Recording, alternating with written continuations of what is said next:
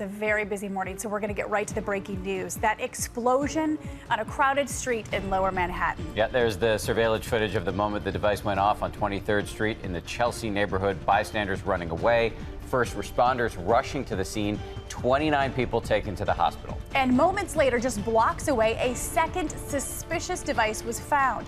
A pressure cooker with a cell phone and wires attached, all wrapped in a plastic bag. Now, the mayor of New York says the blast was, quote, an intentional act, but says there is no evidence of terrorism right now. He may have been trying to calm fears, but the incident in Manhattan follows a pipe bomb explosion at a Marine charity race in New Jersey, and then a stabbing attack at a mall in Minnesota. We do have team coverage of this fast-moving story, and we start with ABC's chief investigative correspondent, Brian Ross, who's in studio for us this morning. Brian, good morning. Well, good morning, Paula and Dan. An urgent search underway now for the bomber. A frightening night with one bomb exploded and a second device discovered a short distance away.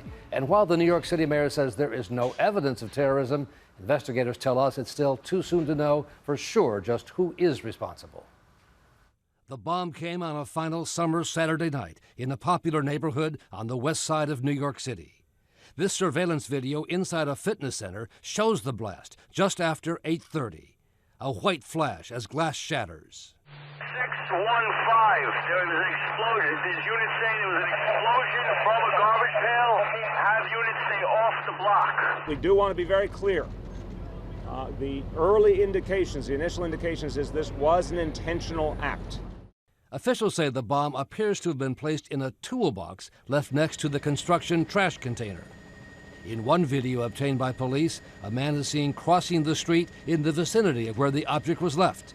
The trash container was blown clear into the street by the force of the bomb. The ground shook and windows shook, and there's this big flash of light. Yet incredibly, no one was killed. There were 29 injuries here, one considered serious. 24 of these people have been transported to area hospitals with various degrees of scrapes, abrasions from glass, from metal. Then, 2 hours later, and just 4 blocks away, police discovered a second device. In what appears to be a pressure cooker, found inside a plastic bag with wiring and a cell phone attached.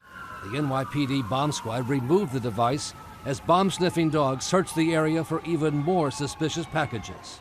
And police at the NYPD Counter-Terror Center scanned surveillance videos from dozens of cameras, looking for clues as to who was responsible. Police this morning say they still don't know if the second device contained explosives or just wires and a phone to replicate a bomb. But the fact that it was contained in a pressure cooker like this one is of great concern. This simple kitchen device is a favorite of terrorists around the world. There are recipes and instructions to build a bomb online. And of course, the 2 bombs set off at the Boston Marathon were both contained in pressure cookers just like this one. Remember the innocent days when these were simple kitchen devices? Exactly right. Gone. Yes, exactly. And they still don't know exactly what was in this one, but they've taken it to a location where they have a controlled detonation. Thank you, Brian. Our chief investigative correspondent will be back to you later in the show. Thank you. Thanks again, Brian.